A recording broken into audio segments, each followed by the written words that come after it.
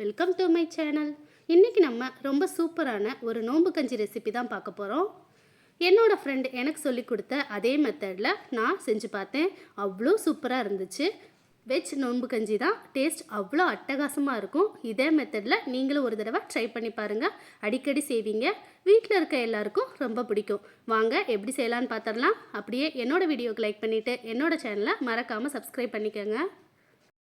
இதுக்கு முதல்ல ஒரு பவுலில் 1 டம்ளர் அளவுக்கு பச்சரிசி எடுத்திருக்கேன். நீங்கள் கடையில் கிடைக்கிற பச்சரிசி இல்லாட்டி ரேஷன் பச்சரிசி கூட நீங்கள் யூஸ் பண்ணிக்கலாம். இப்போ வேறொரு சின்ன பவுலில் ஒரு 1/4 டம்ளர் அளவுக்கு பாசிப்பருப்பு எடுத்திருக்கேன். இப்போ இது ரெண்டையுமே நல்லா தனித்தனியாக 2-3 தடவை நல்லா வாஷ் பண்ணிவிட்டு ஒரு அரை மணி நேரம் ஊற வச்சு எடுத்துக்கலாம். பாருங்கள், இந்த அளவுக்கு நல்லா அழுக்கு தூசி எல்லாம் போகிற அளவுக்கு நல்லா கழுவிட்டு அரை மணி நேரம் நல்லா ஊற வச்சு எடுத்துக்கலாம். இப்போ ஒரு குக்கரில் நம்ம எடுத்து வச்சுருந்த அரிசி பருப்பு ரெண்டையும் முதல்ல சேர்த்துக்க போகிறோம். அரிசியை முதல்ல சேர்த்துட்டு அதுக்கு பிறகு பருப்பை நம்ம சேர்த்துக்கலாம். ரெண்டையும் நம்ம உள்ளே சேர்த்துட்டு இப்போ இதில் ஒரு 10 சின்ன வெங்காயம் பொடி பொடியாக கட் பண்ணி வச்சுருக்கேன். அதை இதோடு சேர்த்துக்கலாம். ஒரு தக்காளி, மீடியம் சைஸ் தக்காளி பொடி பொடியாக கட் பண்ணி சேர்த்துக்கலாம். ஒரு கேரட் பொடியாக கட் பண்ணி சேர்த்துக்கலாம். இதோட ஒரு டேபிள் ஸ்பூன் அளவுக்கு இஞ்சி பூண்டு பேஸ்ட் சேர்த்துட்டு ஒரு 10 வெந்தயம் சேர்த்துக்கலாம். இதில் 1/4 ஸ்பூன் அளவுக்கு சீரகம் சேர்த்துக்கலாம். இதோட ஒரு 5 டம்ளர் தண்ணி சேர்த்துக்கலாம். நம்ம எந்த டம்ளரில் அரிசி அளந்தோமோ அதே டம்ளரில் 5 டம்ளர் அளவுக்கு தண்ணி சேர்த்துக்கோங்க.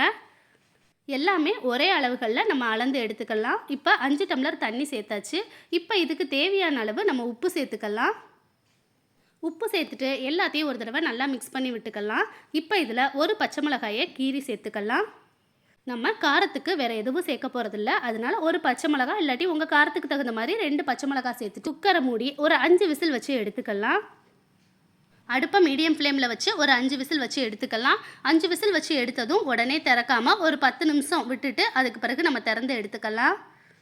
பாருங்கள், இந்த அளவுக்கு நல்லா வெந்து வந்திருக்கு. தேவைப்பட்டால் நீங்கள் இன்னும் 2 விசில் கூட வச்சு எடுத்துக்கலாம்.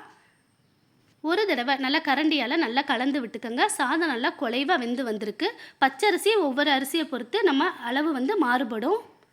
கூடவோ குறைவோ விசில் தேவைப்படும். நீங்கள் 4லேருந்து 5 விசில் இல்லாட்டி 6 விசில் வச்சு கூட எடுத்துக்கலாம். இப்போ இந்த அரிசி பருப்பு எல்லாத்தையும் நல்லா கலந்து ஒரு தடவை விட்டுக்கலாம். இப்போ இதுக்கு ஒரு தாளிப்பு மட்டும் ரெடி பண்ணிக்கலாம். ஒரு அகலமான கடாயில் 1 டேபிள் ஸ்பூன் அளவுக்கு ஆயில் சேர்த்துக்கோங்க. தேங்காய் எண்ணெய் தான் சேர்த்துருக்கேன். இதில் ஒரு சின்ன துண்டு 2-3 துண்டு பட்டை சேர்த்துக்கலாம். 2 ஏலக்காய் சேர்த்துக்கோங்க. 3 கிராம்பு சேர்த்துக்கலாம். இதோட ஒரு 10 போல் வெந்தயம் சேர்த்துக்கோங்க. 1/4 ஸ்பூன் அளவுக்கு சீரகம் சேர்த்துக்கலாம். ஒரு 15 போல் புதினா இலையை நல்லா கழுவிட்டு இதோட சேர்த்துக்கலாம். அடுப்பை அப்படியே ஆஃப் பண்ணிடலாம். ஒரு தடவை நல்லா கிளறி விட்டுக்கோங்க. இதை அப்படியே நல்லா கலந்து விட்டு நம்ம ஏற்கனவே வேக வச்சு வச்சுருந்த சாதத்தோடு இதை நம்ம கொட்டிடலாம். இதை இதோட சேர்த்து நல்லா மிக்ஸ் பண்ணிக்கோங்க. ஒரு தடவை கரண்டி வச்சு எல்லா பக்கமும் படுற மாதிரி நல்லா கலந்து விட்டுக்கலாம். சாதம் ரொம்ப கெட்டியாக இருக்குது. நம்ம இப்போ இதில் தேங்காய் பால் சேர்க்க போகிறோம். உங்களுக்கு எந்த அளவுக்கு தண்ணியாக வேணுமோ அந்த அளவுக்கு தேங்காய் பால் நம்ம சேர்த்துக்கலாம். நான் இப்போ அரை முடி தேங்காய் பால் எடுக்க போகிறேன். ஒரு அரை முடி தேங்காயை நல்லா துருவி எடுத்து ஒரு கெட்டியான தேங்காய் பாலாக எடுக்க போகிறேன். இதில் 1 கப் அளவுக்கு தேங்காய் பால் நம்மளுக்கு கிடச்சிருக்கு. அதை இதோட சேர்த்துக்கலாம். சேர்த்துட்டு நல்லா கிளறி விட்டுக்கலாம். இந்த அளவுக்கு நல்லா கலந்து விட்டுக்கோங்க. அடுப்பை ஆன் பண்ணிடலாம். ஆன் பண்ணிவிட்டு இதை நல்லா கலந்து விட்டுக்கோங்க.